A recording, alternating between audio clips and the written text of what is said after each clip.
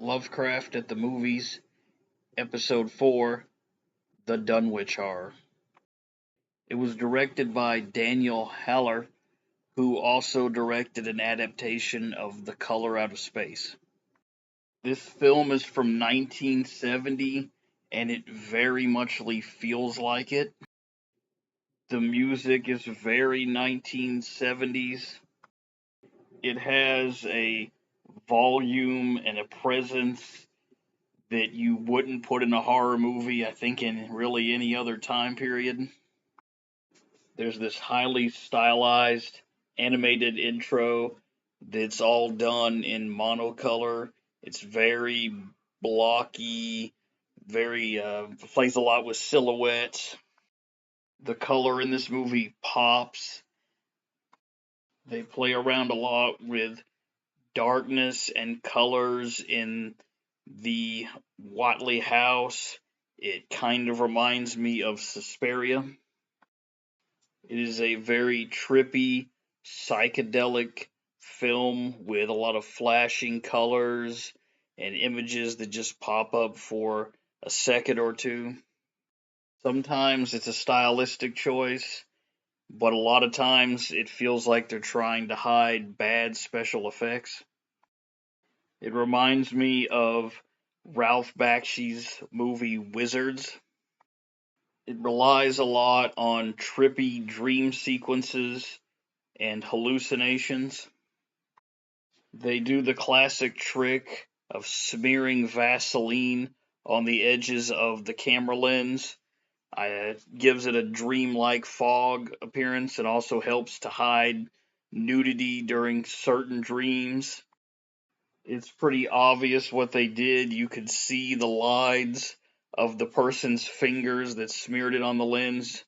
If you paused the movie and had a good enough screen, you could probably see the fingerprints. There's some good images. The Devil's Hop Yard is very striking looking. The Watley house looks really cool. Dunwich itself very muchly fits the part, and there's a lot of surrounding countryside that's beautiful. Even though it added a lot, it's surprisingly true to the original story. You get all of the Lovecraft language, Yog Sothoth, the Necronomicon. It's in Dunwich. The characters have the same names as the original story. The thing that it adds is a romance plot where Wilbur is seducing Nancy, and that takes up quite a bit of the film. It ends up being divided into two plots where you have Dr. Armitage investigating things. He's no longer really the protagonist. Uh, Wilbur is almost the protagonist, not quite. But you have these two plots where Armitage is investigating, and it'll cut back and forth between that and the romance. The plot structure is kind of weirdly similar to Star Wars Episode 2 Attack of the Clones. Wilbur is played by Dean Stockwell. He is very muchly the face of this film. Wilbur in this is very different from how he is in the original story. Lovecraft describes him as being borderline inhumanly tall, as having a goat-like face, and just being very detached from humanity. In this film, he's maybe a little bit awkward because of his upbringing, but he's actually very charming. He has this very hypnotic stare, this very hypnotic, controlled way of speaking. Going into this, I kind of wondered if it was going to end up being a Manson-sploitation film with just the way he's looking at the camera.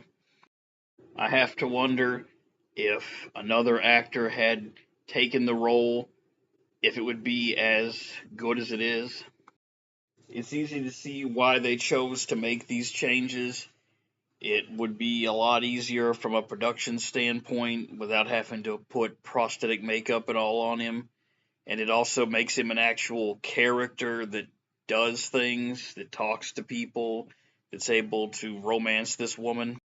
This version of Wilbur feels a lot more humanized. He shows compassion by performing the ritual for his dead grandfather. He's not just totally evil. He seems to legitimately believe that what he is doing is for the greater good. The abuse from the townsfolk makes him surprisingly sympathetic. There's a nice sense of alienation. The original Wilbur looked really cool, especially when his true form is revealed, but he kinda sucked. He's this supposed to be the big bad villain, but he gets killed. He gets mauled to death by one guard dog. As with a lot of the other Lovecraft adaptations, this movie has sexual aspects. They're not that extreme this time, but it makes sense anyways because it's a story about impregnating a woman. There are a few quick flashes of nudity here and there, but otherwise it's kind of tame. But there are a lot of scenes of Nancy lying on the altar moaning. There could definitely be a version of this movie where there's a lot more nudity, where the sex is dialed up, something maybe like the original Wicker Man. Every once in a while, it cuts back to the upstairs door. It shakes, reminding us that there's something on the other side. It's a nice little mystery for people that haven't read the original story. For the people that have, there's the anticipation on just how accurate the monster is going to look. Uh, they do a decent job. It looks pretty similar to what's described, what we see of it. But again, it's kind of covered up by these strobing colors. The monster rampage is good, but it kind of peters out. The scene where it kills the hunters is really lame and looks very cheap. There's a twist ending that I kind of like, where it turns out that Nancy was impregnated, but nothing ever comes of this because it never got a sequel. I give the Dunwich Horror a 6 out of 10. It could have gone all in, but it chose not to. I can understand why. It's got some nice visuals and trippy images, but that's really not enough to carry it to greatness. But I still enjoyed it.